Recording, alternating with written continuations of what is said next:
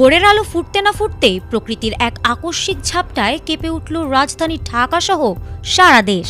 এবছরের বেশ কয়েকটি ভয়াবহ কম্পনের স্মৃতি এখনো জনমনে টাটকা। ঠিক সেই ক্ষতই যেন আবার মনে করিয়ে দিল আজকের এই ভূকম্পন। বিছানায় থাকা মানুষগুলো যখন দিন শুরুর প্রস্তুতি নিচ্ছিল, ঠিক তখনই ঘড়ির কাঁটায় সকাল ৬টা ২৯ শুরু হয় সেই পরিচিত দুলুনি।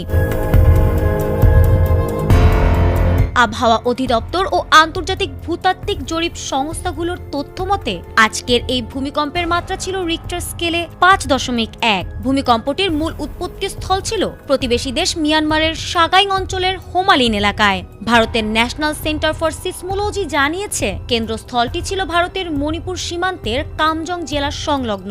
ভূপৃষ্ঠ থেকে এর গভীরতা ছিল প্রায় ৬৬ কিলোমিটার। রাজধানী ঢাকা ছাড়াও সিলেট, চট্টগ্রাম, রাজশাহী এবং দেশের উত্তর পূর্বাঞ্চলীয় জেলাগুলোতে ব্যাপক কম্পন অনুভূত হয়েছে। বিশেষ করে বহুতল ভবনের বাসিন্দারা তীব্র আতঙ্কের রাস্তায় নেমে আসেন।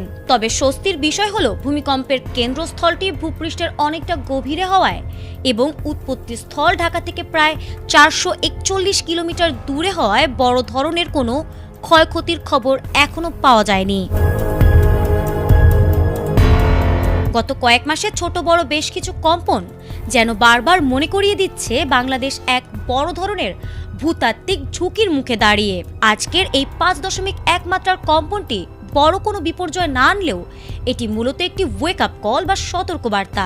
বিশেষজ্ঞরা বলছেন, বড় দুর্যোগ মোকাবিলায় এখনই ভবন নির্মাণ বিধিমালা কঠোরভাবে মানা এবং জনসচেতনতা বৃদ্ধির কোনো বিকল্প নেই। ভোরের এই আতঙ্ক কাটিয়ে জনজীবন ধীরে ধীরে স্বাভাবিক হলেও প্রকৃতির এই রহস্যময় আচরণের রেশ যেন কাটছেই না সাধারণ মানুষের মন থেকে।